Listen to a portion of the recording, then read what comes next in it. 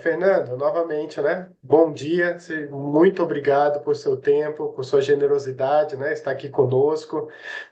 Nós, né? Já nos acompanhamos aí, né? Há algum tempo e conversamos previamente, então você já conhece bem o espírito aqui do programa, né? Do grupo. É uma conversa informal, né? Não tem nenhum grande formalismo, mas para a gente ter essa troca, você tem uma vivência muito vasta. Eu, pelo menos do que eu coletei publicamente, assim, né, das informações que a gente acabou nem combinando de eu fazer uma apresentação mais formal, mas você navegou, né, em muitas frentes aí no mercado da vida profissional, como professor, como mentor, mais recentemente também dando início a várias ONGs, né, enfim, com uma função também social importantíssima, né? Então, acho que a ideia é termos aí um momento com você, entender um pouquinho também, assim, talvez você puder compartilhar um pouco da sua história, se você, né, achar que é uma boa. E o grupo aqui, as pessoas são muito amigáveis, como você vê, muito sorridentes, então é algo leve. É muito mais porque eu acho que certamente nos identificamos também com você, com a sua história, e eu acho que esse aprendizado mútuo, esse estreitamento de laços é muito bem-vindo. Então, novamente, eu e a Ângela, que coordenamos aqui o programa, lhes saudamos com muita alegria e agradecemos muito mesmo o seu tempo. E obrigado a todos os demais que estão aqui, né, nessas agendas malucas que vocês têm, tá bom? Obrigado. Obrigada, pessoal. Fernando, muito obrigada novamente. Bem-vindo e fique à vontade. Pode. Somos todos ouvidos. Legal, gente. Muito obrigado pela acolhida, pelo convite, primeiramente. Assim, nessa altura do campeonato, né? Eu já falei em tantos lugares, de tantas formas diferentes, e tal, mas este programa eu acompanhava ele à distância pelo LinkedIn e eu falava, mas esse Alexandre é um cara muito craque, né? Aí um dia ele me convidou, eu falei, meu, não acredito, que super honra, né? Então, assim, eu estou aqui realmente honrado, não é da boca para fora, não. E ele sabe disso, porque a gente troca muitas figurinhas, né? Turma, eu sou um cara de 62 anos, renascendo profissionalmente, né? Eu desenvolvi uma carreira corporativa clássica, de estagiário a CEO de algumas coisas por aí, e aí eu sempre fui muito inovador na vida, né? Um cara precoce, né? Então eu tive burnout antes de se chamar burnout, quando era apenas estafa, né? E, e saí do mercado com 48, tive um monte de problema financeiro. ah, eu brinco que acabou a carreira, o casamento e o dinheiro, né? E aí eu, como uma fênix, ressurgi há 2 anos e pouco atrás, mas assim, cheio de vontade, cheio de brilho nos olhos. E e voltei ao mundo corporativo, né? E aí, minha gente, vou te falar, que coisa estranha que eu encontrei. Que coisa mais estranha que eu encontrei. Eu literalmente entrei num túnel do tempo, assim, né? Um tubão, fiquei escondido, submerso, e quando eu saí, eu não reconheci. Eu não reconheci. Eu não reconheci os C-Level, que eu sou diretor agora de novo. Eu não reconheci o C-Level, eu não reconheci as equipes. Então, assim, eu não reconheci o ambiente de trabalho. Como se relaciona com o cliente, como se relaciona com o fornecedor, eu estou achando tudo muito estranho. E uma característica pessoal minha, porque eu comecei a refletir muito sobre quem eu era profissionalmente, né? Assim, o que eu sou bom? Aí eu cheguei a uma conclusão, eu demorei a achar alguma coisa boa mesmo, mas o que eu realmente sou bom, eu sou um observador. Eu sou um observador. E apesar de ter feito uma carreira longa no mercado financeiro, que é um mercado onde as pessoas têm um pragmatismo assim doente, não é? Pelo negócio, pelo deal, pelo lucro, pelo resultado. Eu sempre observei demais. Então, eu me peguei sendo um mini filósofo, um mini sociólogo, um mini antropólogo, analista da cena, né? E isso me ajudou muito a me reencontrar, né? E aí eu decidi que eu ia deixar de ser executivo e ia virar professor. Eu sempre fui de MBAs, né? Quando eu era bem novinho, não precisava ter mestrado, então eu fui professor de graduação. Mas depois eu fui fazer o mestrado no exterior, estudei na Escócia, aprendi muito sobre o uísque e, e é verdade, mas eu não bebo muito não, mas eu aprendi bastante, é bem cultural, né? Como é o vinho e tal. Mas, então, eu queria conversar com vocês sobre isso, porque eu fui ler bastante e entendi uma coisa e cheguei a uma conclusão, que o capitalismo, como a gente conhece, e aqui quando eu falo capitalismo, não entendam essa dicotomia, capitalismo versus socialismo, direita e esquerda, nada disso. Nós estamos imersos, gostemos ou não, no chamado modo de produção capitalista, né? A economia política clássica, ela define as escolas, vamos chamar assim, de agrupamento econômico como socialismo, escravismo, feudalismo, mercantilismo e tem o capitalismo, que é o vigente no planeta Terra já faz algum tempo. O socialismo barra comunismo existe em pouquíssimas economias. Bom, então, a questão não é, minha proposta aqui não é uma discussão política do capitalismo, mas uma discussão prática sobre o mundo que a gente está inserido, tá? E a minha conclusão não é boa, não é nada boa, mas a gente tem que achar uma saída para ela, né? Uma saída para ela. O mundo vem, e aí novamente, capitalismo, vem do capitalismo industrial. Karl Marx inventou essa tese junto com Engels, porque ele via condições desumanas na indústria daqueles anos 1800, né? Criança trabalhando, condições realmente horrorosas em minas de carvão, nas fábricas, nas empresas têxteis e tudo mais. E aí criou essa questão do capital, do trabalho, enfim, tudo certo. Nada certo, mas enfim, é assim que funciona. Depois, os americanos, eles botaram uma pedrinha diferente no jogo, que foi o quê? O lado financeiro, o mundo do banking, do mercado de capitais, que é onde eu cresci enfim, me fiz profissionalmente. E eu sou bastante crítico a ele. Isso é importante colocar, só para ninguém ficar com dúvida disso. Acontece que aquilo que foi crescendo lá, principalmente nos Estados Unidos, se alastrou e alguns elementos que eu posso comentar com vocês, fizeram que a hegemonia dentro do capitalismo passasse a ser do quê? Do capitalismo financeiro, do capitalismo de bancos e do mercado de capitais. São coisas diferentes. As pessoas tendem a falar tudo, mercado financeiro. Não, uma coisa é o banco, que tem uma agência aqui na esquina, outra coisa é o mercado de capitais, onde a gente compra e vende ações, compra e vende títulos de renda fixa, tem os IPOs que a gente vê em todo lugar, tem as bolsas de valores, tem os fluxos de capitais. E aí teve mais uma evolução, que é a questão dos fundos de investimento, né, que eles acomodam a liquidez internacional e esses fluxos financeiros vão de um lado para o outro. Então, houve um processo global de desregulamentação ou desregulação, onde o dinheiro pode ser investido em qualquer lugar, que vem junto com a globalização. As telecomunicações, como a gente está aqui agora, essa coisa fantástica de cada um num canto falando ao mesmo tempo, o que acontece? Permitiu que os fluxos de capitais eles se deslocassem com imensa velocidade e quantidade de um lado.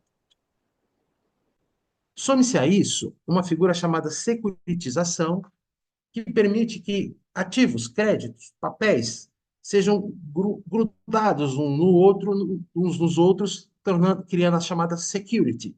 Então, uma security ela pode ser criada a partir de cada um de nós temos uma dívida com bancos diferentes, vem uma securitizadora, vai, junta tudo isso e volta para negociar no mercado. E, por fim, uma arma de destruição em massa chamada derivativos, eu acho que é a coisa mais complicada que existe dentro do mercado financeiro, porque ele pode ser organizado de milhões de formas diferentes. Os derivativos permitem que qualquer um de nós, com pouco dinheiro no bolso, possa fazer operações enormes, sem desembolsar o dinheiro. através de derivativos. Mercados futuros, opções, swaps, tem mil formas. Então é mais ou menos assim. Eu e o Antônio Rocha, a gente entra num derivativo um e o outro, onde ele me oferece os retornos de mísseis nucleares e eu ofereço para ele retornos sobre tráfico de crianças. Pronto, temos um acordo. Um, um swap absolutamente espúrio, mas é possível fazer isso. Ou seja, quando você junta todas essas coisas que eu falei agora, globalização, desregulação, telecomunicações, derivativos e securities, ou securitização, a gente cria o que aconteceu em 2008, aquela crise global pavorosa que nocauteou o planeta Terra e ele foi subindo e nunca mais voltou a ser o mesmo. Nunca mais voltou a ser o mesmo. Veio a pandemia, que não é por causa do mercado financeiro, mas o mercado financeiro também entrou no jogo óbvio, vai buscando meios de ganhar dinheiro em cima de tragédias, é do jogo. E agora a gente tem uma outra crise que eu chamo de a mãe de todas as crises, que é a da grande dívida. O mundo está endividado, como nunca esteve antes. Pessoas físicas, empresas, governos. E passou da conta, né? Passou da conta. Então, assim, existe um grande receio de como vai se desmontar esta bomba, assim, como nunca se viu antes. Não é à toa que o preço do ouro não para de subir, porque tem um grupo de investidores que não é A, B ou C, é uma coisa coletiva. Países, tem muita gente que está se livrando de papéis, de títulos, de ações e comprando ouro, porque tem essa tradição do ouro ser ouro. E eu acho também, isso é um negócio um pouco mais exótico, que tem muita gente indo para as criptomoedas, porque a criptomoeda é meio que o novo ouro. Assim como você compra ouro, põe num saco e muda de país, e ninguém vê, ninguém sabe exatamente, você pode fazer a mesma coisa com criptomoedas sem carregar o peso do ouro físico. Então, o mundo global das finanças, ele tomou conta do mundo do capitalismo industrial como a gente conhecia. E o capitalismo industrial, ele tinha uma virtude, ou pelo menos não tinha um defeito, que é o quê? Ele se movia lentamente, com base em movimentos tecnológicos. Como quando o escocês James Watt, que é o patrono da universidade onde eu estudei lá, ele criou a máquina a vapor, ele transformou o capitalismo, né? A máquina a vapor, né? Deu uma produtividade absurda para um monte de coisas e não paramos mais. Então, cada vez que uma fábrica ela amplia a sua capacidade, faz assim, ó, puf, depois vem outra ampliação, puf, e assim vai. Só que isso demora anos para a oferta se movimentar. A demanda por o produto daquela fábrica também se movimenta quando há um ganho de renda, quando há um crescimento populacional, ou seja, as coisas vão num ritmo palatável para os seres humanos. Ok. Vem as finanças. As finanças globais, elas se movem como cardumes. Então, elas resolvem investir no Brasil, entram bilhões, mexe com o câmbio, mexe com os juros, mexe com tudo. Aí, as finanças globais resolvem para Singapura, vende tudo no Brasil e voa para cima. Isso causa mais movimento cambial na taxa de juros, no emprego, não sei o quê. Na inflação, porque entra muito capital, sai muito capital. Ou seja, bagunça tudo. Bagunça tudo, fora os derivativos. Então, turma, esse é o problema do capitalismo financeiro quando ele toma ele ataca, se torna hegemônico em relação ao capitalismo industrial como nós conhecemos. Não bastasse isso, já não estava suficientemente ruim, porque assim, nos anos 90, eu era gestor de riscos, o risk manager, do segundo banco mais agressivo que tinha no Brasil. Era um banco holandês chamado ING Bank, e esses cabelos blancos aqui, eles já estão presentes, ó, provavelmente eles foram adquiridos nos anos 90. A minha genética é muito boa e eles não caíram. mas porque foi crise do México, crise da Ásia, crise da Rússia, crise do Brasil em 99, a gente teve a desvalorização do real. E um banco que tinha zilhões, zilhões de dólares, investe naquilo, vende para o outro, compra aquilo, blá, blá, blá. O banco quebrava, a matriz tinha que socorrer, era um inferno, era um inferno. Ou seja, nunca foi fácil. Mas aí veio o capitalismo tecnológico, que é o que permite a gente estar fazendo isso que está fazendo aqui agora, né?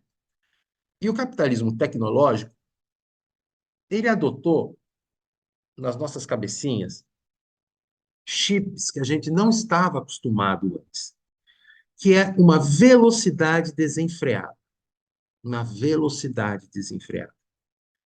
Tudo é feito com uma velocidade que o ser humano nunca se adaptou. Olhando as carinhas aqui, salvo uma exceção ou outra, todos nós crescemos meio que analógicos e fomos atropelados por um ritmo. E eu me lembro que há uns 10, 15 anos atrás, surgia muito essa coisa de assim, fulano é analógico, fulano já é nativo digital. Esquece, não é esse o problema. Porque a gente está vendo, o que a gente está vendo são jovens radicalmente digitais doentes. Então, não é dizer que os coroas, como eu, os cidadãos sêniores, é que estão sofrendo mais porque não se adaptaram. Não, não tem nada a ver. A nossa diferença é que a gente viu como era o mundo antes, está vendo como é o mundo agora. E os que nasceram no mundo de hoje estão se arrebentando antes que os coroas até. É difícil quem escapa, é difícil quem não frequenta psiquiatra, é difícil quem não toma remédio. E não foi sempre assim, a gente sabe. Quem tomava remédio para valer mesmo era velhinho enfim, ficava deprimido, porque morrem os amigos, eu vi meus avós, eu vi meus pais. Agora, gente de 40 anos, 50 anos, 60 anos, 15 anos, como eu tenho os amiguinhos dos meus enteados, ou os amigos dos meus filhos mais jovens, que têm 20 e poucos, não. Isso é uma novidade muito ruim. Mas aí o capitalista você vai dizer, pô, mas ele não está nem aí, porque o negócio do capitalista é ganhar dinheiro. Senhores, trago-lhes más notícias. Os capitalistas estão ganhando dinheiro. Eles ganharam muito dinheiro na última década, que é um fenômeno até meio difícil de explicar, por que ganharam tanto, mas meia dúzia ganhou. Existe uma quantidade enorme de empresas que estão tendo péssimos resultados.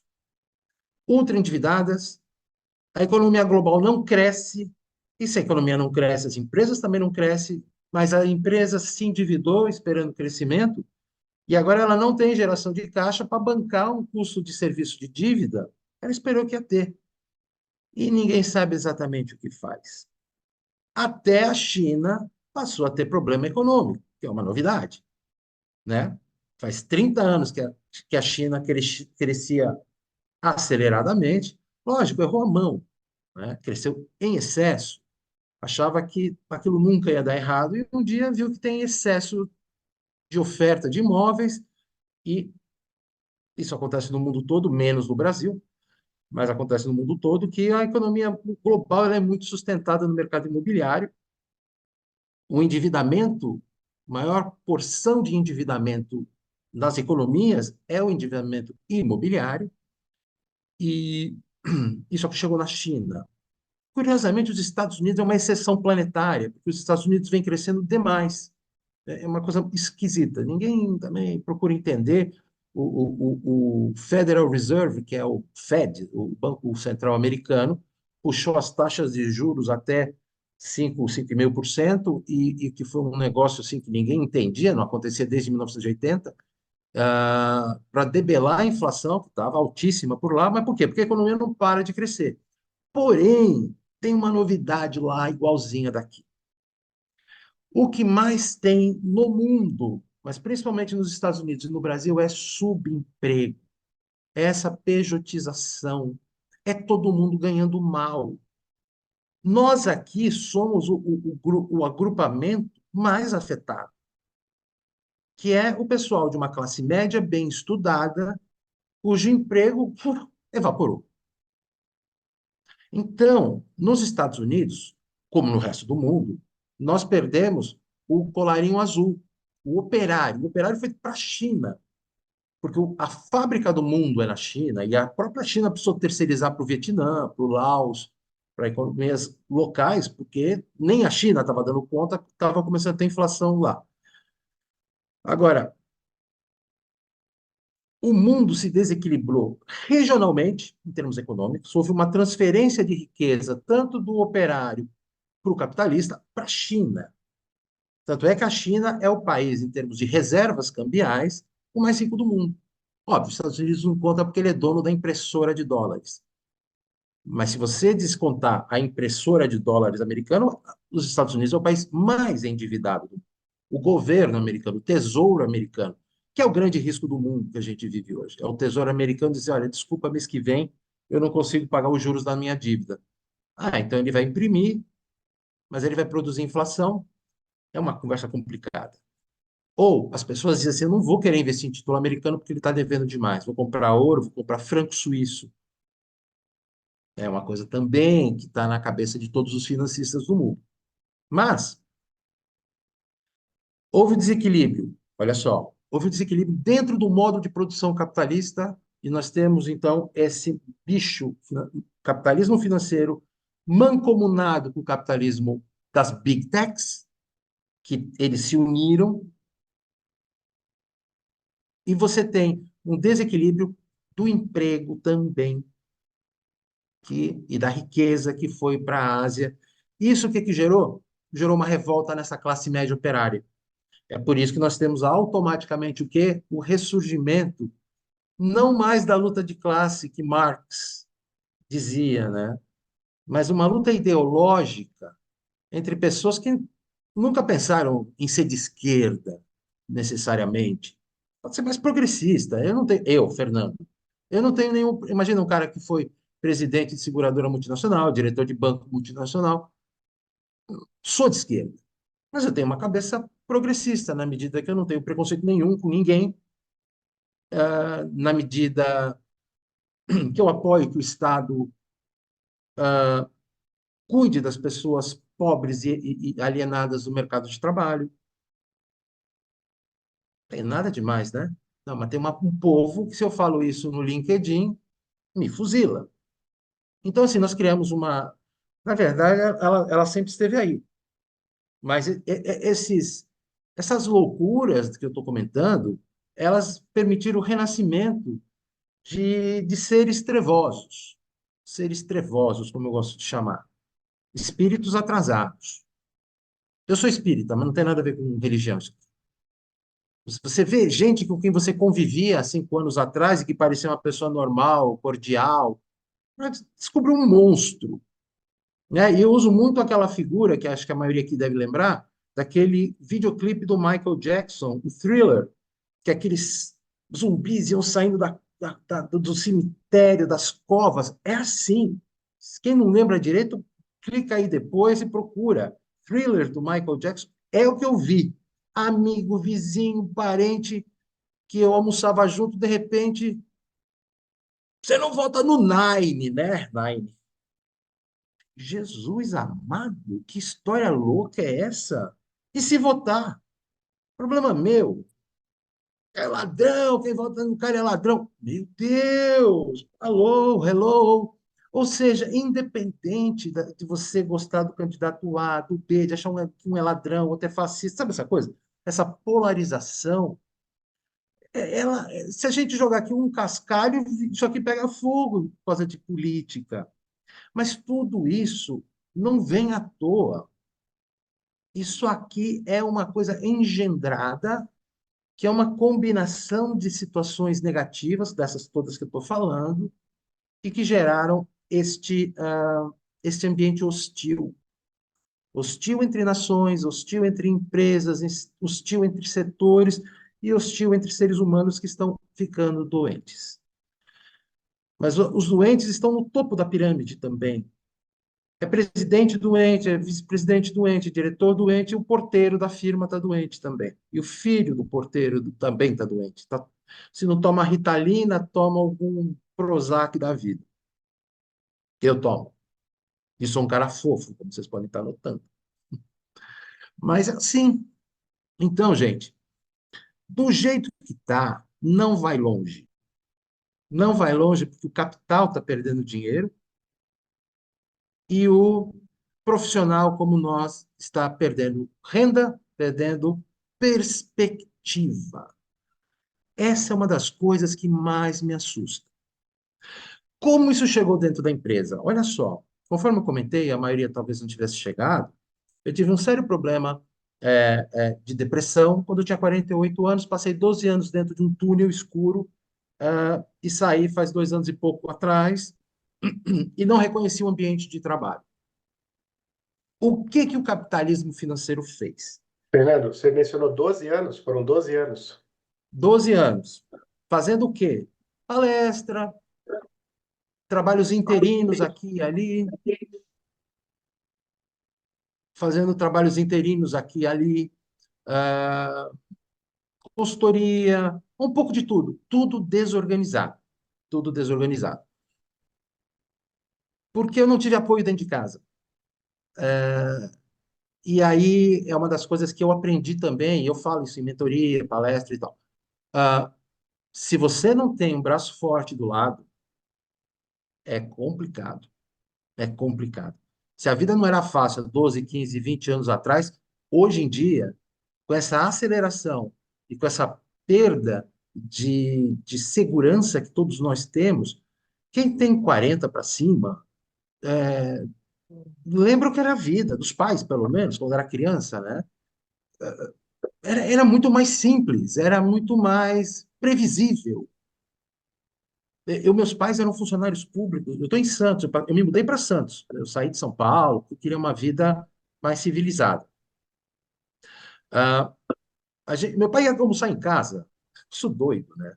Meu pai ia almoçar em casa. Eu cresci quando eu já não peguei essa fase, que eu fui ser executivo em São Paulo, então não dava. Mas, enfim, voltando. Fernando, se você puder comentar um pouquinho, já que a gente tocou nesse tema aí, pessoal, que obviamente tem um espírito aqui do programa muito da gente entender um pouco as nossas carreiras e sentido, realização. Você pegou, né, o mercado antes e depois. Talvez se você puder comentar um pouquinho o que que mudou esse ritmo, talvez ainda mais acelerado, as relações pessoais, se é que se pode chamar de relações. Mas antes, se você puder falar um pouquinho do como esse período aí de depressão mudou talvez seu conceito de sucesso, seu autoconhecimento, o que que eventualmente você, hoje, olhando para trás, te levou, né, a chegar onde chegou? Talvez você pudesse compartilhar conosco, seria bacana também. Ah, excelente, excelente. Com prazer. Então, eu vou comentar de como eu encontrei o mundo do trabalho para gente como agentes, que é em grande parte do mundo empresarial, né? E aí eu vou encaixando essas coisas e vocês sintam-se à vontade para perguntar no detalhe. Mas aquilo foi assim, mas aquilo fez mal assado e tal. Gente, o capitalismo financeiro, ele exige, não é de hoje, resultados trimestrais. Porque as empresas, a gente está acostumado a falar de balanço, né? Fechamento do balanço de uma empresa em 31 de dezembro. Mas as empresas de capital aberto, elas fecham trimestralmente os seus balancetes, né, no caso. Acontece que se o balancete de um trimestre vai mal, as ações caem. Então você começa a ter o quê? Empresas que antigamente a gente ouvia falar de planejamento estratégico. Hoje em dia, planejamento estratégico é uma grande mentira, lamentavelmente. Você está preocupado com o trimestre. Pois não, Ângela? Pode completar seu raciocínio, Fernando, e aí depois eu vou perguntar, tá? Eu já Tá estou na fila ótimo. aqui, mas pode contar um pouquinho aí da sua história e daí quando você terminar seu raciocínio É aí, só para o eu pessoal ficar na pergunto. fila, Fernando, É mas pode só para completar seu garantir, raciocínio. só para garantir meu lugar na fila. Vai ser que nem aeroporto, ter o slot, né? Esse é meu slot. E então, assim, eu encontrei empresas desesperadas pelo resultado trimestral. Já era assim, já era assim. Coisa do resultado trimestral faz muito tempo que é assim. Porém, porém, a fúria desenfreada pela nova novidade. Nova novidade. Porque as empresas, elas precisam ter uma história para contar, para cativar o mercado, para que o mercado compre as suas ações ou pelo menos pare de vender as ações. Então, literalmente, inventa-se alguma novidade que seja escalável, porque o mercado gosta de coisas escaláveis, que destrua a concorrência e que vai atingir lucros eternos em quantidades oceânicas. Senão a empresa ela é vendida, o CEO perde o emprego. É uma coisa doente, que quem está dentro no dia a dia não percebe, mas quem ficou dentro do túnel do tempo durante 12 anos, longe dessa realidade, trabalhando em coisas muito pequenas, com tiro de laser, quando sai, percebe. E para garantir que eu não estou louco, eu vejo as pessoas doentes. E eu vi também o quê? Um novo método de trabalho. Olha só, turma, eu sou de um tempo que, do presidente ao analista, ao operário, né, da base de execução, nós tínhamos sete níveis hierárquicos. Qual é o grande problema disso? O fluxo de informação, ele era demorado. Maravilha. Mas qual era a grande virtude? Se por um lado a gente analista dizia, pô, o presidente é uma figura mítica, a gente sabe que tem, mas nunca viu. E é verdade. Só via se a empresa era grande, e tinha uma revista, revista corporativa, a gente via uma foto do cara lá. Cruzar com o bicho nunca. Qual é o problema quando o capitalismo financeiro exige que as empresas capem vários níveis hierárquicos? Hoje em dia, o presidente espirra e o analista pega pneumonia. A base da pirâmide está completamente exposta a uma série de decisões, ou uma série de preocupações, ou uma série de reações que não está preparada emocionalmente para viver com aquilo, para conviver com aquilo. E aí isso aí é meio que uma importação desse ambiente startup, que é, e quem tem uma startup aqui não se ofenda com o que eu vou falar, a startup clássica, ela é uma deformação do capitalismo. Por quê? Porque você sempre montou uma empresa para perpetuá-la. Você pensava nos filhos. E hoje em dia monta-se empresas pensando em desová-las. Eu quero aumentar o valuation e eu cai fora. Eu quero fazer um IPO e cai fora. Bom, Fernando, segundo o Evolucionar lá da Patagônia, o problema da startup é que a empresa é o próprio produto, né? Então aí fica difícil. Muito boa. Exato. Nós passamos a fabricar, olha o que eu vou falar, fabricar frangos, né, para se tornar um produto, né? Você mistura tantas quantidades de proteína de milho, tantas de soja e vira um produtinho chamado frango. E nós passamos a produzir em escala industrial startups, que ela tem toda uma sequência lógica. Acontece que um negócio desse não pode dar certo. Não pode, é conceitualmente errado. Então, assim, para cada Google, para cada Amazon, para cada um desses poucos que se perpetuaram, você tem milhões de empresinhas que evaporaram e a gente nem lembra mais. E tem alguns que a gente fala assim, unicórnio, né? A maioria deles é um jegue com cone na testa. E de unicórnio mítico não tem nada, né? Não passa de um jegue, bota um cone de sorvete na testa do bicho. Então, assim, você vê 1 milhão de jovens. Eu fiz GV, Administração de Empresas. Na minha geração, todos nós queríamos trabalhar em indústria ou em grandes bancos. 25 anos depois, só queriam trabalhar em grandes bancos e grandes consultorias internacionais também, principalmente nos grandes bancos de investimento americanos e tal. Hoje em dia, GV e INSPER, que é a grande faculdade de administração hoje em dia, só quer o quê? Trabalhar em startup. Por quê? Porque vai ficar bilionário com 25 anos de idade. Ha, coitado. Lê do engano. Eu sei que já virou a onda, sabe? Eles já estão, a molecada está começando a se espertar, que tem muita fantasia nessa história. Muita fantasia. E no Brasil, nós criamos uma nova fantasia, que é a Faria Lima, a Avenida Faria Lima, que a gente criou o apelidinho dos Faria Limers, né? Que são aqueles caras que se vestem de forma igual, usam o mesmo sapato, fazem as mesmas coisas no fim de semana, comem nos mesmos lugares e fingem que ficaram milionários do mesmo jeito e não vão ficar. E a maioria das empresas de gestão de recursos estão fechando, as que estão abertas não ganham dinheiro, porque como se houvesse uma explosão de bilionários no Brasil. Uma coisa doente. Então, assim, nós vivemos um mundo que tem como dizer assim, um componente de fantasia imenso e acelerado, e que gera o quê no fim da linha, gente? Frustração. Frustração. Por que que eu É, fiquei doente? Eu fiquei doente por um motivo que não tem nada a ver com o de hoje. Eu fiquei doente há 15, 20 anos atrás. É porque eu era um bicho muito acelerado. Eu era. Perfeccionista e que tinha baixa tolerância à sacanagem. Sacanagem? Como assim? Sacanagem do mundo corporativo. Facada nas costas, puxada de tapete, rouba ideia, fala mal de tipo presidente. E eu lidava mal com isso. Lido até hoje. Isso é genético, não vai embora. Puxei meu paizinho, que era um poeta, mas que quando sacaneavam ele no trabalho, virava bicho. E eu virava bicho em excesso. Isso não atrapalhou, quer dizer, atrapalhou, lógico, mas não inviabilizou a minha carreira. Atrapalhou, mas não inviabilizou. Mas inviabilizou a minha saúde. Inviabilizou a minha saúde.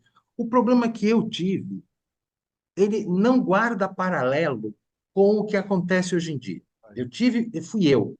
Tanto é que eu não culpo meu ex-chefe, meu ex-presidente, meu ex isso e aquilo. Eu não culpo a matriz que fez isso e aquilo. Não. Eu culpo a mim mesmo, que não me adaptei àquele ambiente. Até que eu aguentei muito, mas o que acontece hoje é outra história. É outra história completamente diferente. Deixa eu passar a palavra para o Júlio e aí a é, gente é, desenrola de outro jeito. Fernando, deixa eu Hum. só, antes de passar para o Ah, é que Júlio, você não perguntou. acabei não perguntando, eu queria colocar aqui algumas colocações.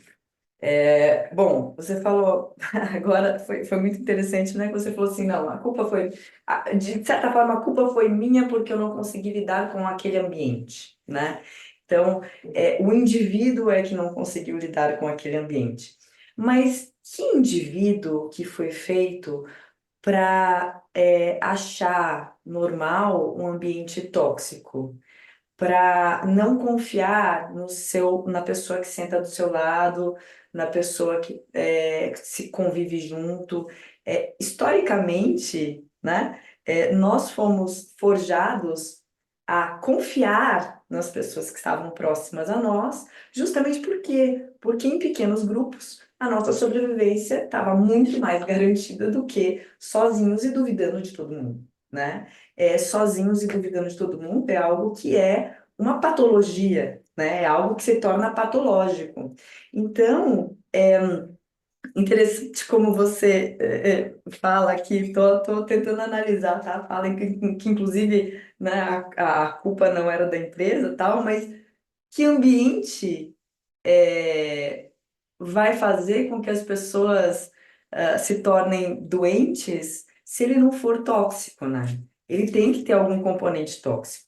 E aqui você mencionou muitas questões que eu queria colocar, e, e aí algo mais propositivo para a gente também pensar em soluções, porque acho que muitos daqui trabalham no mercado financeiro, ou já trabalhavam, ou já e são conselheiros ou diretores de empresas e de bancos e tudo mais. Então, e a gente entende né, os problemas.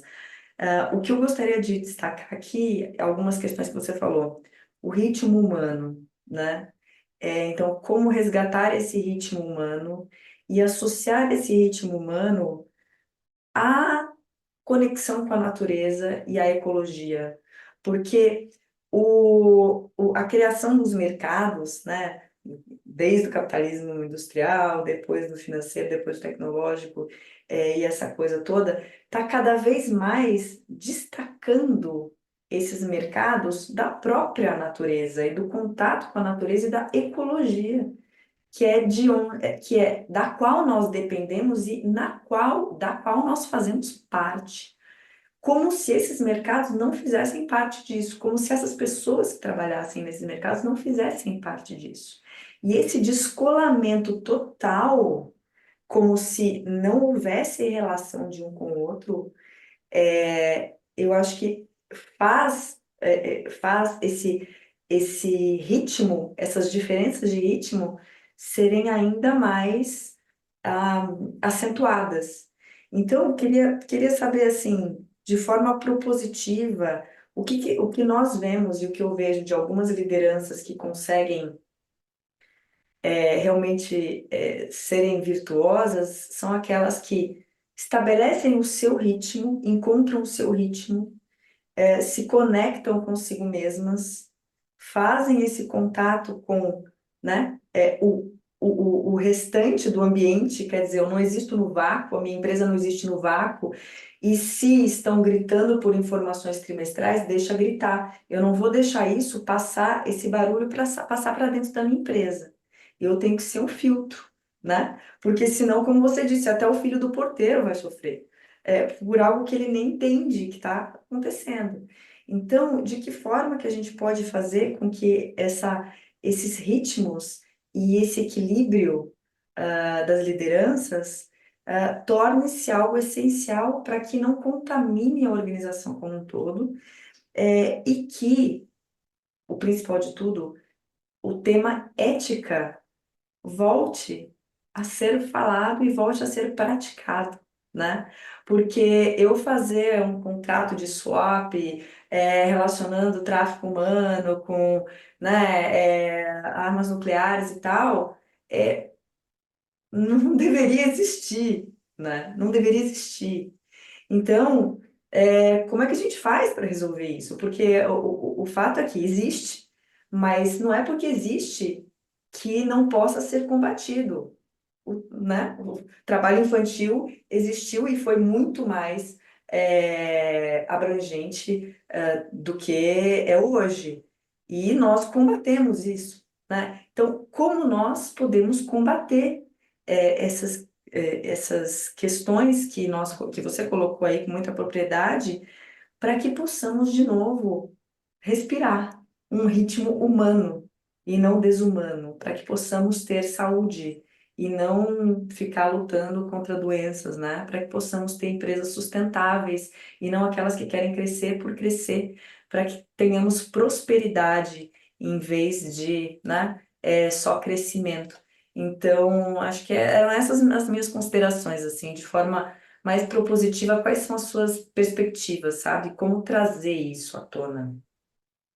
Muito bom, Angela. Muito obrigado pela colocação. Eu vou usar minha perspectiva pessoal. No ano de 2001, eu trabalhava no finado, tristemente finado, Banco Real. Todo mundo deve lembrar de agências na rua, tal, que foi comprado pelo Santander. Em 2001, o nosso presidente, o Fábio Barbosa, que é uma figura iluminada, ele, ele lançou o conceito de sustentabilidade no Brasil. Ele deu cara para isso, ele foi a porta-voz, enfim. No começo, eu e todos os diretores do banco achávamos aquilo uma coisa maluca. Sim, abraçar árvore, isso não fazia sentido na cabeça de ninguém. Mas eu fui um dos convertidos, genuinamente convertido. Eu fui em várias empresas, fui uma ou duas, dizer para o dono da empresa, olha, ou você passa a ter um comportamento socialmente responsável ou ambientalmente responsável, a gente vai parar de trabalhar com vocês. E um ou outro disse assim, ah, beleza, duvido. E nós paramos e deu ruim. Passa o tempo, aquilo que se chamava Triple Bottom Line, né, o PPP, vira ESG. Como tudo, principalmente no Brasil, boas ideias são transformadas em negócios, em coisas mal feitas, né? E o ESG também. Então, o greenwashing, como se fala, aqui o Brasil é o country washing, né? Tudo é, de alguma forma, estrambelhado e usado para coisa errada. E eu vejo hoje, para a maior tristeza da minha vida, como as empresas estão abandonando isso e botando de público nos Estados Unidos, na Europa, em Fernando, todo lugar. Fernando, só uma parte, tá? Não acho que seja só do Brasil, tá bom? É só. Isso, exato. É. Você vê grandes empresas, como elas estão globais. As do Brasil não têm muita coragem de falar isso ainda, mas lá fora parece que aumenta o preço da ação se falar que não é mais ESG.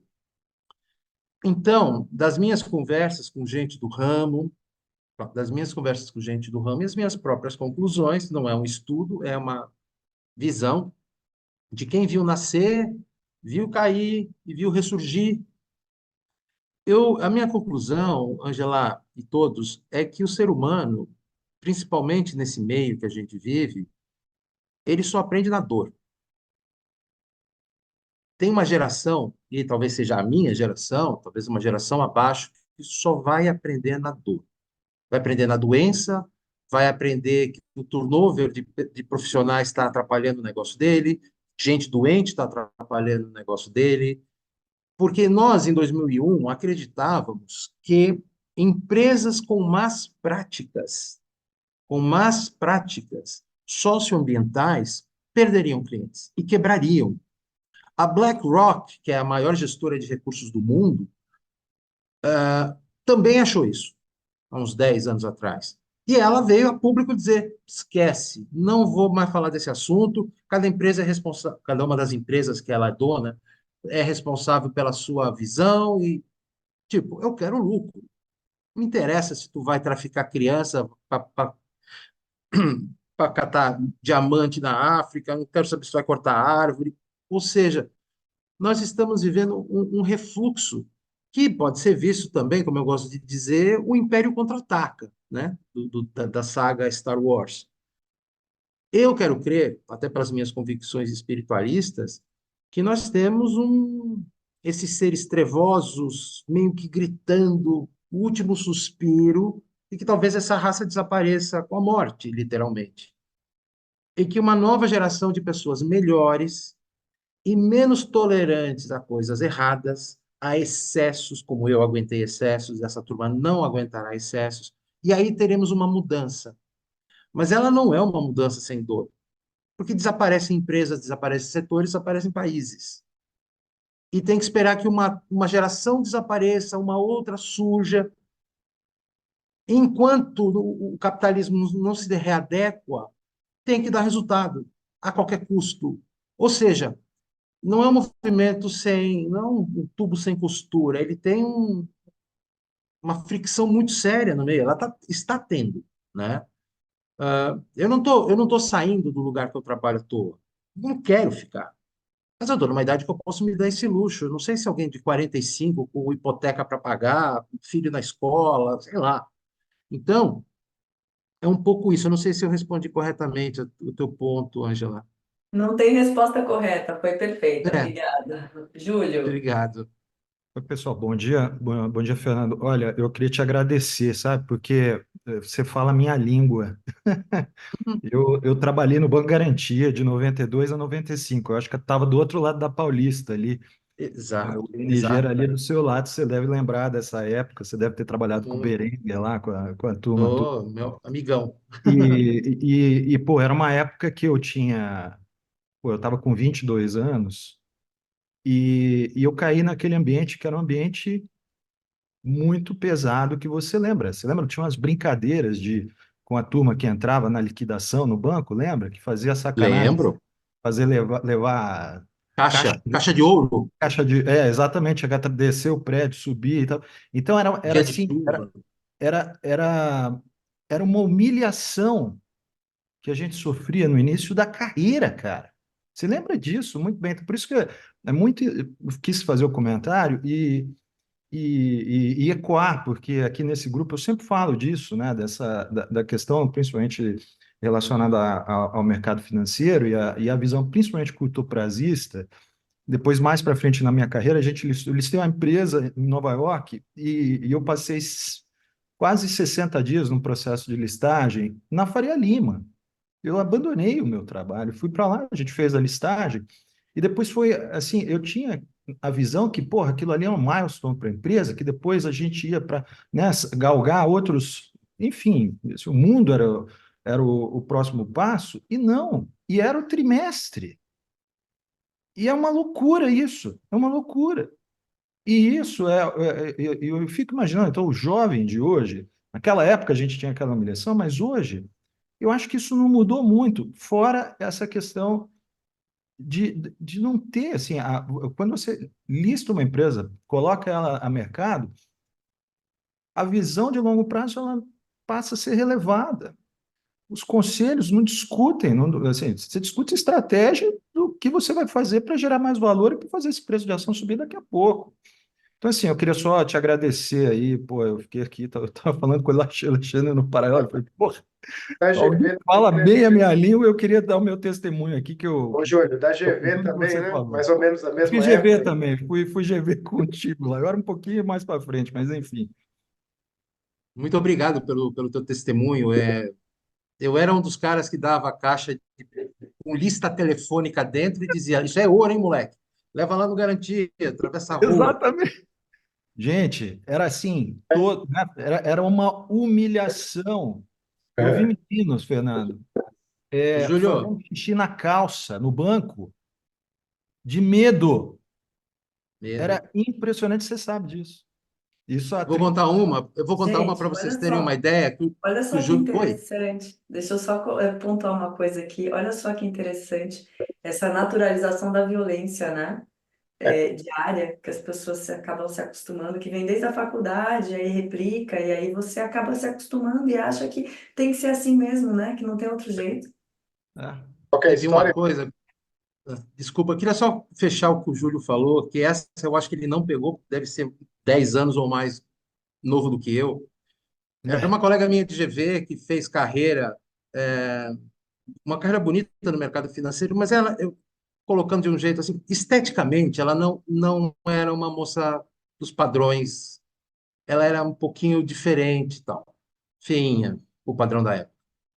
Gente, essa menina entrou no Garantia, aí o animal que a recepcionou disse: Eu vou te mostrar o banco, porque eles são todos cariocas. Te mostrar o banco, que é a tesouraria, aqui é não sei o quê. Papapá. Aí passou, fez de sacanagem, passou pela despensa do banco, abriu uma porta onde tinham as vassouras onde as mulheres varriam e disse assim: Para ti aqui é o estacionamento. não é Chamou a mulher brincadeira. de bruxa. É. Só desculpa, gente, eu vou ter que sair até para uma reunião agora, mas, Fernando, só queria fazer um comentário que eu falo bastante com o Alexandre. Você vê a cultura do banco, o reflexo disso hoje. O caso das Americanas é o caso claro de uma cultura tóxica, e o que aconteceu lá é efeito disso, de anos e anos atrás. É isso. Assim, ali não tem outra explicação. É a cultura que criou o resultado a qualquer custo, que, enfim, é o maior Ô, escândalo, Júlio, né, de vou mercado. deixar esse ponto aqui para que era um pouco da minha pergunta. Pena que você não vai estar aí, mas depois tem a gravação para É, você concluir. eu vou. Mas só vou Uma passar pena. para Valeu, nossa querida Júlio. Ana aqui, Obrigado, Fernando, viu? Obrigado, pessoal. Boa Obrigado, noite. meu. a nossa querida Ana, viu, que é um patrimônio aqui do nosso programa, amiga pessoal nossa há muito tempo, Fernando, e que também é do CFA Society aqui do Brasil, entre outras coisas, né, Ana? Então, viveu todo esse mercado financeiro dos anos 90, né, Ana, aqui no nosso país. Bom dia, Ana.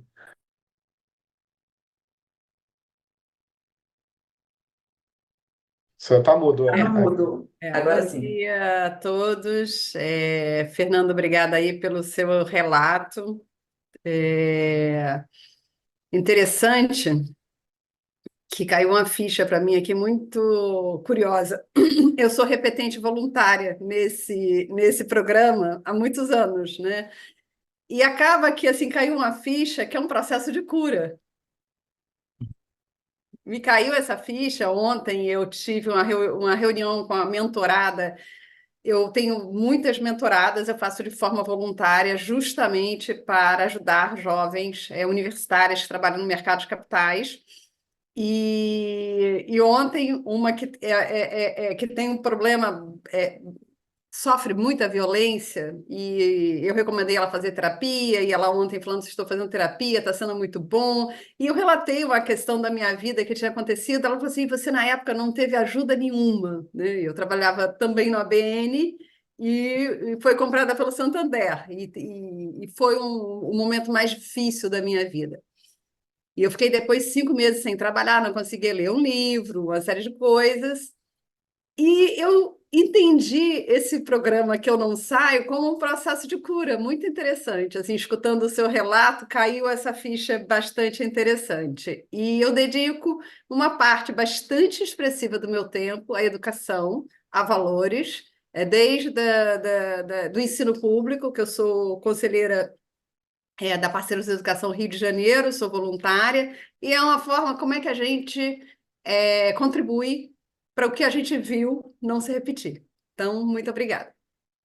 Nossa, muito obrigado, lindo testemunho. Eu sei bem, porque como eu era do Real ABN, a minha equipe, 150 pessoas, quando mudou de cor, saiu do verdinho para o vermelhinho, quase se jogaram da torre, né? Porque a diferença de cultura, a agressividade, a falta de respeito eram assim, foi uma barbaridade para eles. Então eu te entendo perfeitamente.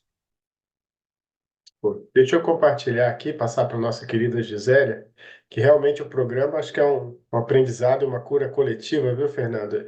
E, aliás, antes aqui da nossa sessão, eu e Ângela estávamos muito emocionados de compartilhar com você. Não vamos dar um nome, mas um dos participantes, que era um CEO quando começou, ele, ao longo do programa, muitos aqui o conhecem, vão saber quem é. Ele se reinventou, né? Também nesses últimos 2, 3 anos, enviou uma mensagem agora de manhã para nós, falando que foi graças às nossas conversas com todos, obviamente, os amigos aqui, que eles conseguiram ver a vida de uma outra forma, colocar outras prioridades, e ele compartilhou a foto do filhinho recém-nascido, que foram pais mais velhos, bem mais velhos, e inclusive agora, né, decidiram aí começar uma família, tudo que eles não tinham tempo nem para isso. Então, a gente ficou muito emocionado aí, porque, né, eu acho que é essa conexão, esse aprendizado que a gente começa a ter uma percepção ampliada da vida, mais elevada, e que também, de certa maneira, como a Ana falou, né, nos dá uma energia Nos mental para cura, seguir adiante. É isso aí. nos cura e amplia a consciência, né? Mas, eu tenho uma pergunta, mas antes a nossa querida Gisélia. Bom dia, Gisélia. Oi, Ale.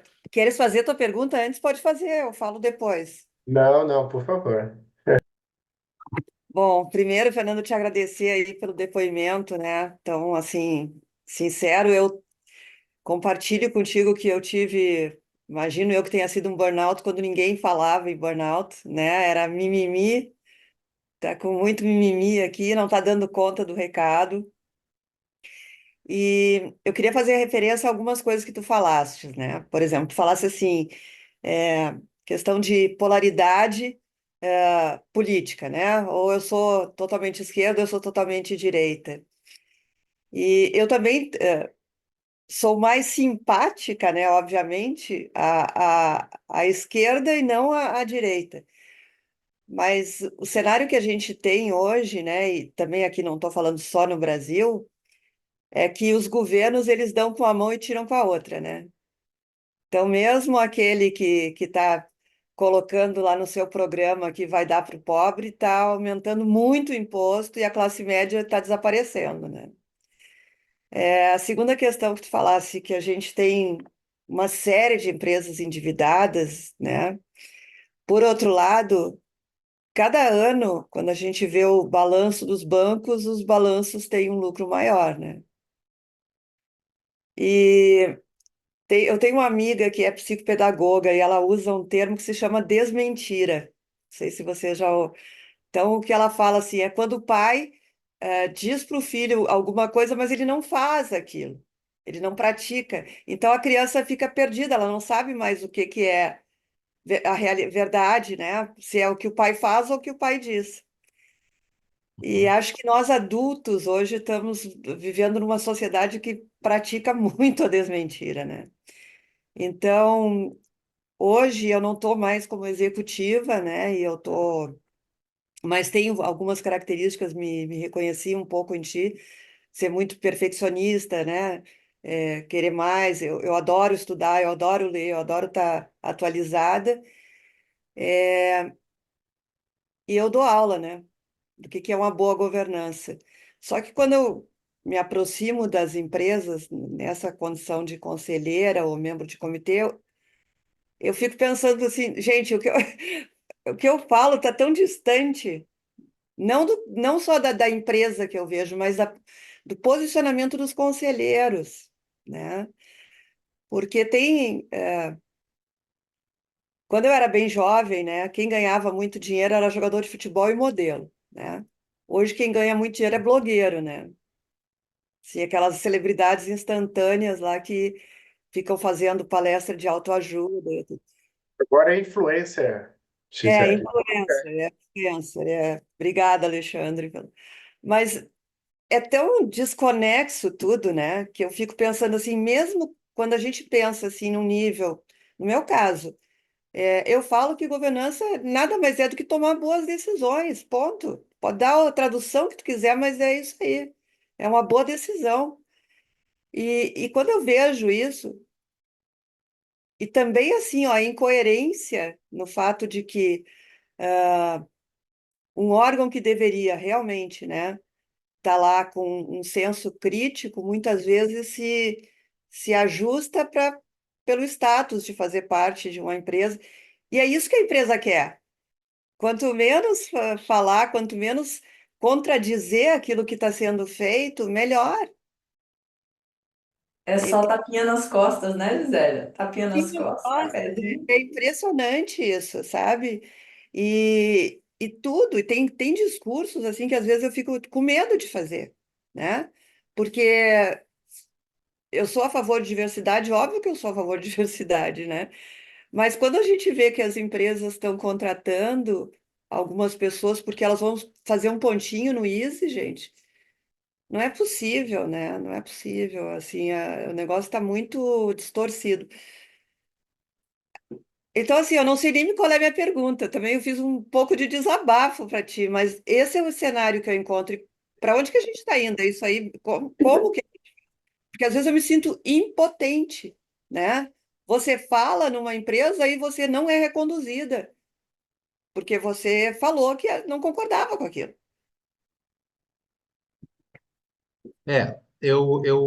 Eu posso falar porque eu estou vivendo num ambiente muito assim, e é exatamente isso. Nós temos conselhos hoje em dia, eu vejo essa onda de criação de cursos de conselho, eu mesmo dou aula num curso de conselheiros, e a minha aula foi uma explosão nuclear, né? Porque eu acabei com a fantasia.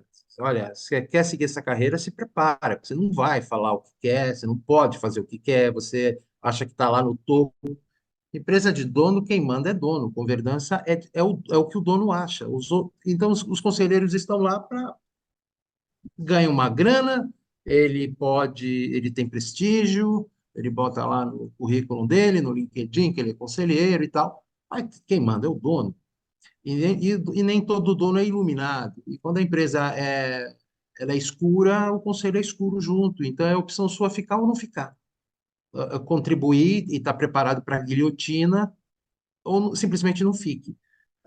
Assim, nós vivemos um mundo muito artificial, gente, muito artificial. A gente usando até esse momento, eu posso estar de cueca aqui embaixo, estou falando um monte de coisa bonita, sabe assim, camisa boa, mas de cueca embaixo. Assim é a sociedade. A gente vive um momento muito difícil. Por outro lado, a existência desse programa e o fato dele ter vingado é uma prova que há luz no fim do túnel. A gente vai ser atropelado por trem algumas vezes até chegar na saída, mas tem tanta gente aqui está participando desse tipo de encontro, deste programa que já tem anos, e de gente como eles dois, que falam coisas que você levar na empresa que eu trabalho, mas não tem nem bom dia. Mas nem bom dia. Você está louco. Você está louco. Some daqui. Ok. Mas daqui a pouco vai mudar. Vai ter gente que vai sair, vai vir uma nova geração. Já está aí essa nova geração. Mas é isso. O teu desabafo é o desabafo do mundo. Eu trabalho no mercado financeiro ainda, porque eu sou diretor de uma asset, né? E os juros que se paga aqui. Olha, eu conheço alguns donos de banco. Nem os caras gostam das taxas de juros no Brasil. Às vezes, porque não reduz. Porque não pode reduzir. Eu vou cobrar metade? Ninguém vai vender a ação do meu banco. Vão dizer que eu sou louco, vou perder funcionário. Ou seja, quando a gente fala essa figura mercado, até em qualquer mercado, mercado de mentores, mercado de palestrantes, mercado de professor, é mercado, tem preço. A gente pode fazer algumas opções e não pode fazer outras opções. Agora, eu conheço dono de banco que acha, pelo amor de Deus, essa Selic está alta demais. Tem que baixar esse troço. Os clientes não conseguem pagar. Enfim, essa é uma outra discussão. Mas é um fato. A questão é que no final das contas todo mundo se sente impotente e aí acha que não pode fazer nada e cada um tem uma potência dentro de si, né, É, Fernando? E acho que Exato. é usar isso, né? o melhor Isso. lugar para começar onde está, acho que ao final também o Fernando pode comentar de algumas iniciativas que você tem feito, né, Fernando? Inclusive para a questão da inclusão racial, né? Eu acho que isso é muito bacana, porque cada um de nós pode fazer dentro da sua plataforma, da sua realidade, alguma diferença. Eu acho que estarmos aqui também já vai fazendo diferença, já vai reverberando, né? E aí eu tenho duas perguntas, Fernando. Na verdade, uma mais pessoal, outra mais, digamos assim, profissional. A pessoal, que se divide em duas questões. Uma você teve esse processo que você falou que ficou fora do ar, mas desses 12 anos, teve um período que você ficou realmente sem conseguir, digamos assim, voltar funcionalmente para a vida profissional. Como é que foi isso daí, no sentido de você revisitar muito do que era, o que você queria para a vida, de sucesso? Uma curiosidade, se foi do dia para a noite que você meio que parou, porque você era lá, diretor de banco, presidente de banco, de repente parou, ou foi um processo assim que cada vez foi mais difícil até o momento que não deu mais, ou foi um piripaque, sei lá, alguma coisa mais pontual, né, algo que é importante. Tem um tema correlato que você toca, eu vejo nas redes, que é o etarismo. Como é que você vê isso hoje nas empresas? Porque eu vejo uma juniorização muito grande. Tem uma empresa que foi fazer uma palestra que a pessoa que me convidou tinha sido meu orientado e já é bem mais novo do que eu, e eu não sou, né, tão velho. E aí, para ele, o pessoal lá era completamente júnior, assim, todo mundo era júnior, e ele tinha uns 30 anos. E é uma empresa que tem participações em muitas outras, que tem uma responsabilidade grande. Então, eu não sei, essa questão do etarismo hoje, em relação, inclusive, a talvez antes, um contraponto. Então, esse é o lado pessoal. E o lado profissional, a gente fala muito também, assim, das pessoas ruins, né? Mas eu tento, né, eu tendo e tento entender que, na verdade, não são pessoas ruins, são ideias ruins. E as ideias moldam o mundo. E quando a pessoa vai para uma ideia ruim, ela fica cega e acha que aquilo ali de alguma maneira é justificável, faz parte do jogo. E quando você falou em capitalismo, saiu esse livro que é O Homem que Destruiu o Capitalismo, lá sobre o Jack Welch. E no final das contas, o que a gente está vendo é uma grande transição de uma era que ainda foi marcada como esse sujeito, uma das grandes referências de sucesso, inclusive para mim na minha juventude também. E nesse livro, ele diz que esse Welch, ele criou uma filosofia baseada em três coisas, que ele chama de Welchismo, que é deal making, fechar negócio, compra, vende, compra, fusões, aquisições, deal making, downsizing, toda hora tem que cortar, cortar, cortar, você tem que cortar, e financialization, que é o que você mencionou da securitização, transformar tudo em ativo financeiro, até o ponto em que o quanto você tem que pagar para um fornecedor vira risk-free debt. Quer dizer, tudo, a empresa vira ativos. Eu não tenho uma empresa, eu tenho, olha, está pendendo um pedaço daquele ativo e tal, mas não tem mais o espírito de uma empresa como instituição social. E o que ele argumenta é que tem filhotes desse autismo no mundo e um deles, obviamente o mais famoso, são, para nós pelo menos, o trio do 3G, que acabou trazendo e sendo uma referência para toda uma geração, mais de uma geração de executivos, né, de empresários e de escolas de negócio.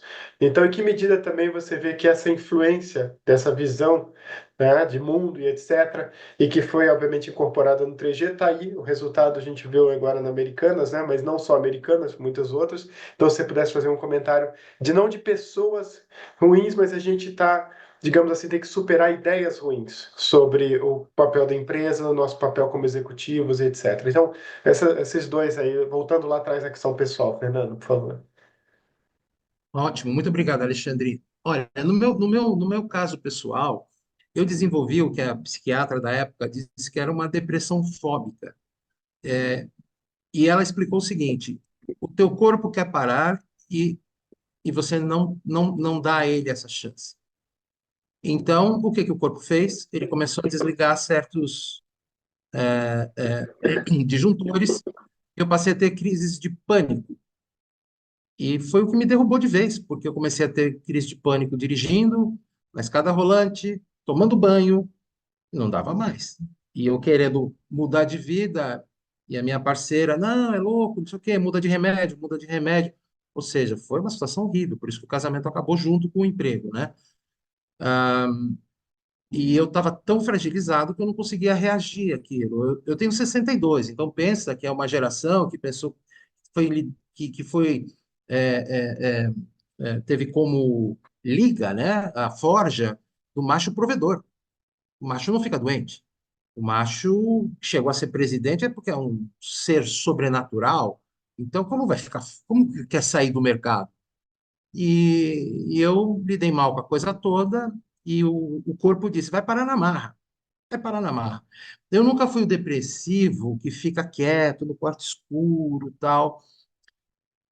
Minha depressão é fóbica. Eu desenvolvi fobias, né? Eu nem sei se isso é comum, enfim, mas é assim, foi isso que me derrubou.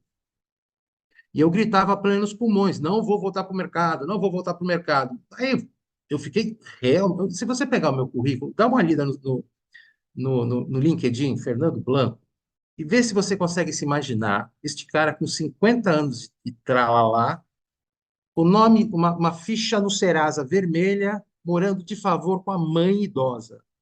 Fui eu. Uma derrocada. Por quê? Porque eu não controlava as finanças, eu deixava com a outra parte. E acabou o dinheiro e descobri quando já era uma dívida. Aí vende o que tinha, sobrou um apartamento que eu dei para ela e para as crianças, e eu fui morar com a minha mãe, né? Mas, se eu tenho uma virtude nessa vida, e que pode servir de exemplo para alguém, é o seguinte: eu não negociei os meus princípios, que veio de pai e mãe. Então, quando eu botei a cabecinha para fora, estou voltando, surgiram convite para tudo. Ou seja, literalmente foram me buscar em casa. Porque o nosso capital reputacional é uma coisa que o que tem de gente que destrói ele, e isso de vez em quando eu escrevo. Nós somos um verdadeiro balanço de empresa, ativos e passivos. E vê o que sobra, lá na ponta. E o meu foi sempre o superavitário sem eu perceber.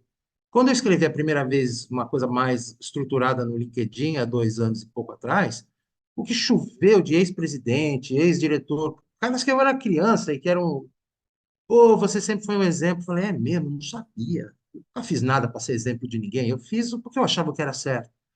Então, se tem um cara como o Alexandre, a Ângela, que me acompanham e que me valorizam, é isso que me interessa da vida, porque eu não vou levar bens para o outro lado.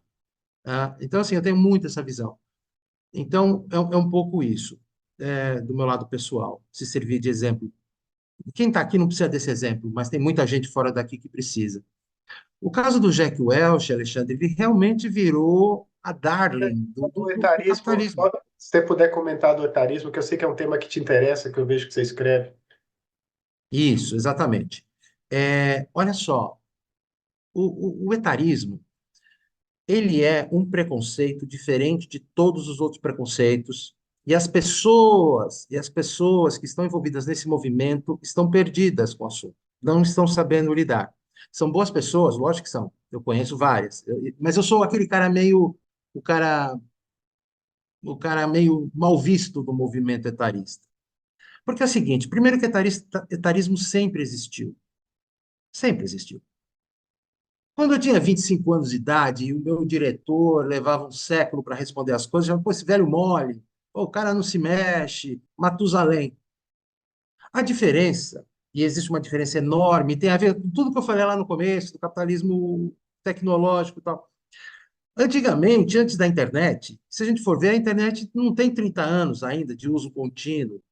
Antigamente, quem sabia mais era o mais velho, porque tinha que acumular conhecimento, tinha que ter lido mais e vivido mais.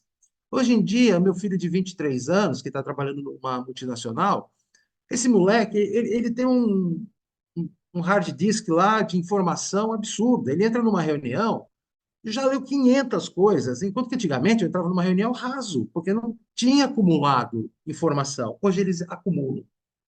Então, eles são muito mais rápidos. As palavras vêm mais rápidas, os conceitos vêm mais rapidamente. O que falta, o que falta é entender que informação não é conhecimento. Conhecimento precisa de tempo para massagear a informação. Não basta jogar informação na mesa.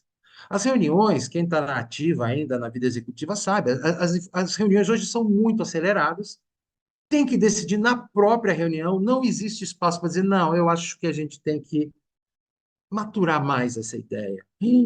Como assim? Você não leu o memorando? Eu li, mas por isso mesmo, eu li e acho que não estamos prontos. Isso não existe, né? Então, o cara mais velho, ele está perdendo espaço porque a garotada vem com uma velocidade, com um volume de informação gigantesco. Bom, esse é uma das pernas do capitalismo que está ruindo, porque a juniorização, que é um fato absurdo, o desbalanceamento, é óbvio que numa sociedade tecnológica, o jovem, por ser naturalmente mais conectado, ele vai ter um protagonismo muito maior do que o jovem da minha geração teve. Óbvio, ele chega falando muito mais coisas. Com propriedade, os jovens que têm o bom senso de ouvir os mais velhos é imbatível. O problema é jovem querendo aprender com outro moleque que tem 3 anos a mais que ele, achando que aquele cara é supremo porque já leu muito mais, leu a Bíblia 2 vezes.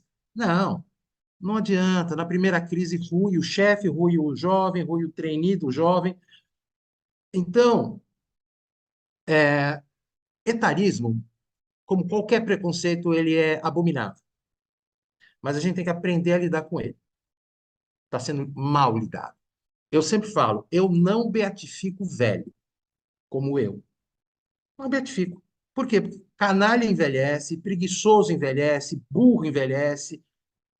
Então não é porque é velho que é bom. Bom é bom. Não interessa a idade. Porque tem jovem ruim, tem jovem fraco, sem atitude. Ou seja, nós temos que absorver o que tem, cada geração tem de melhor. Muita gente fala, assim, tem uns mantras tão bobinhos, gente. É a primeira vez na história da humanidade que 5 gerações estão convivendo nas empresas. Mentira! Sempre foi assim. E era pior, porque antigamente o presidente da empresa tinha 70 anos de idade, de banco tinha 70 anos de idade. E tinha eu, moleque de 19. Ou seja, só que não chamava X, Y, Z, alfa, cacete. Então não se fala que tinham 5 gerações, mas tem. Se fatiar pelas idades, é tudo igual. A diferença é que o jovem ganhou um protagonismo que era impossível antigamente. Então está achatando o negócio. Jovem, o jovem lobo, tem aquela fúria para ser o macho alfa, líder da matilha. O clash acontece muito mais achatado. Antigamente não, era distendido. Ou seja, falta perspectiva histórica para as pessoas. Muita gente simplesmente não viveu. Então tem gente falando de etarismo com 40 e poucos anos de idade. Falei, você não é velho para falar de velhice, tá? Você não sabe o que aconteceu lá atrás e a evolução desse troço. Então, assim, como todo movimento que eu digo aqui no Brasil, ele se desvirtua, tem vários personagens ligados a esse negócio que estão querendo ganhar dinheiro com eventos, fala bonito, beatifica o velho. Calma, fofo, tem velho ruim. E agora, como é que faz? Vai falar para os novos que eles não prestam porque eles são jovens? Não, tá errado. E é outra coisa, o, o jovem, ninguém gosta de ser esculachado, nem o velho, nem o novo. E o velho tem que aprender a não dizer, no meu tempo é que era bom. Eu acho que no meu tempo era melhor.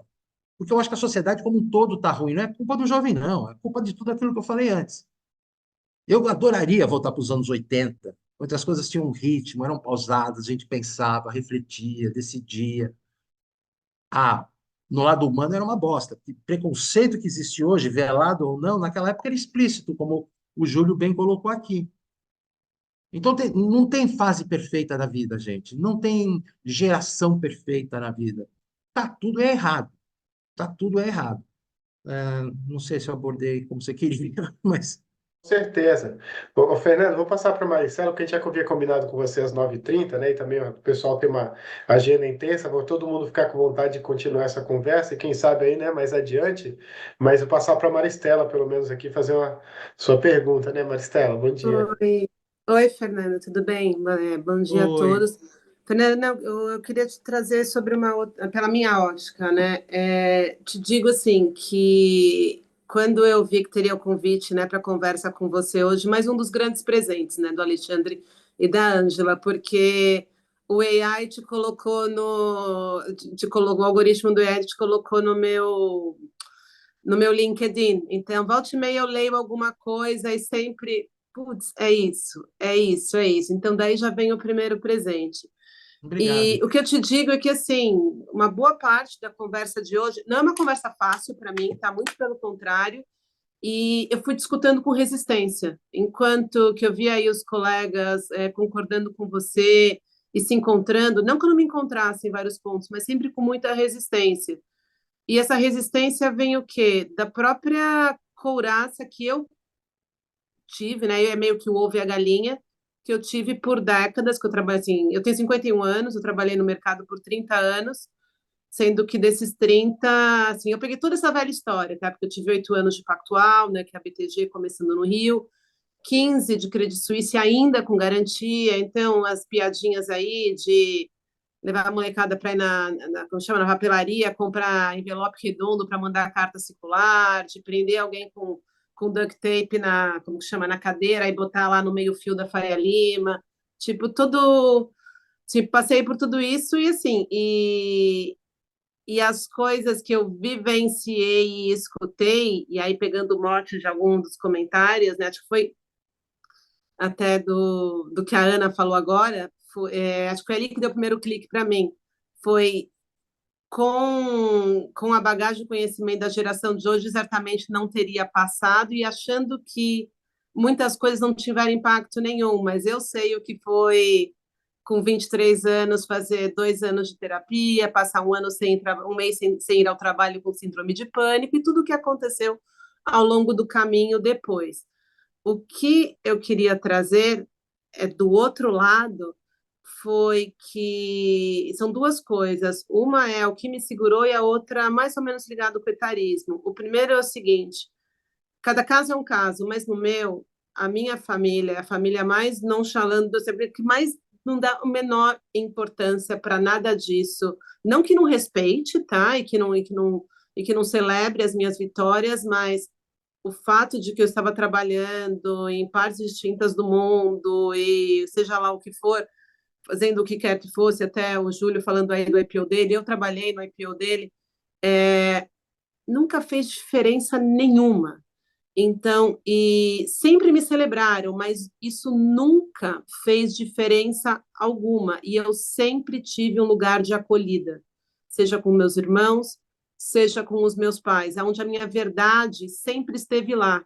Então, esse buffer, isso sempre fez muita diferença, sempre foi um canal totalmente aberto e que me ajudava a balizar muito. Então, eu acho que, assim, quão longe você vai da normalidade, isso me segurava muito. E a formação mesmo, formação educacional, formação intelectual, os meus interesses sendo iguais aos de alguns, mas diferente de outros, que no final das contas, né, te coloca mais perto de pessoas que têm mais a ver com você, te gera menos deslumbramento, inclusive sobre o que fazer com esse dinheiro. Então, porque o que você está falando vai continuar acontecendo de formas distintas em momentos distintos, mas o que nós podemos ter ao nosso redor e como nós podemos nos formar e reconhecer e apreciar e fortalecer o que nos ajuda. Então, eu acho que é isso. E no lado do etarismo, que eu entendo totalmente, o que aconteceu comigo foi mais o que hoje se fala menos, porque hoje as questões são outras, né, que estão mais na ordem do dia. Mas foi eu ser a mulher solteira ao longo de a minha década completa dos 30 anos, voltando de Nova York, vivendo no Brasil, onde minhas amigas estavam casadas, iniciando família, e eu não só fui eu conheci meu marido aos 40 anos, eu não só fui solteira essa década inteira, mas eu nunca me relacionei com ninguém do meu ambiente de trabalho. Então, isso que ao mesmo tempo me protegeu demais, não deixou de ser um fator de exclusão. Assim, pode ser champagne problems, né? Estou falando da exclusão fácil da mulher branca, classe média, em determinadas situações, de não ter o filho para levar na festinha infantil. Já cheguei a alugar filho de pegar emprestado filho de amigo para isso. Então, eu sei o que é isso. É um problema fácil, mas não deixa de ser algo mais que se soma. Não importa qual seja, a minha dor pode ser menor do que a de muitas outras pessoas, mas o que não deixa de mostrar que é o clubinho, da mesma forma que vocês falam de Jack Welch, tudo que se resolve, né, no country club e tal, são clubes. Então, assim, a minha vida inteira profissional foi respirando esse ar, mas eu acho que eu sempre tive aonde voltar, e seja lá como for, isso é muito importante. Então, seja como a Ana falou, dando as mentorias, as pessoas que você tem como referência, a família que você tem, o teu time de futebol, o que quer que seja, a gente tem que ter uma vida fora. É isso. Olha, na mesa de operações, você, quando liga um outro banco, então você dá preço de compra e preço de venda, né? Sim, sim. Então, 10 com 11, 9 com 9,5, qualquer coisa assim. No ING, que era um banco fofo perto desses dois que vocês trabalharam, quando entrava a mulher na mesa, tinha a cotação da mulher. Sim, sim, Compro sim. por 9, vendo por 9,5. 9, 9,5, 8, 8,5, não sei o quê. Aí entrou uma vez uma mulher lá, que era uma colega de trabalho nossa, que tinha um corpão, mas o rosto não era proporcional. Aí começaram a cotá-la.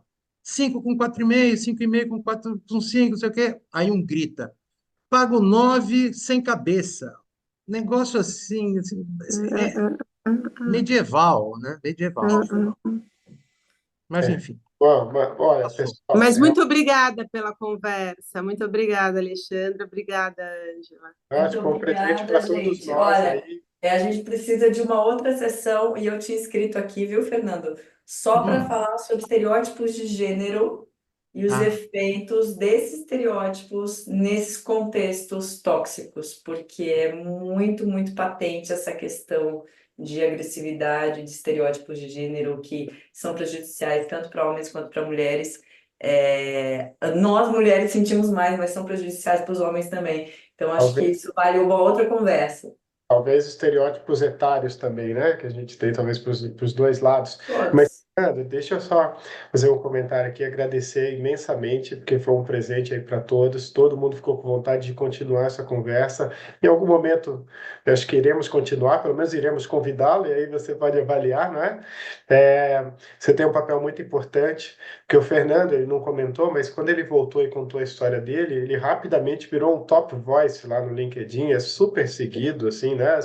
Mas quem puder e desejar, depois acesse lá, você vai ver, e o Fernando escreve sobre vários temas.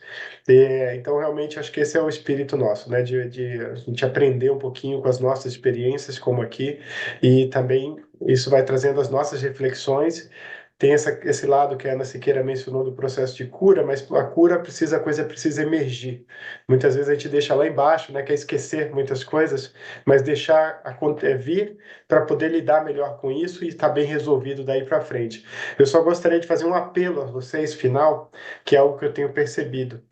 O programa começou, Fernando, na pandemia, e por isso também começou online, né, exclusivamente. Deu muito certo, as pessoas estão sempre muito presentes, mas o que eu tenho percebido ao longo desses anos, em particular neste ano, é que parece que nós esquecemos tudo da pandemia, todos não houve aprendizado da pandemia. E as pessoas estão voltando a um ritmo talvez mais acelerado do que antes. Então, esse processo aqui de nutrição, de aprendizado, esse espaço para um pensar juntos, ele é essencial. A gente não pode ficar indo no piloto automático, porque mesmo aqui, viu, Maristela, com os convertidos, se você volta para o automatismo e a 1.000 por hora, você vai, sabe, deixando as coisas de novo para frente, esquece.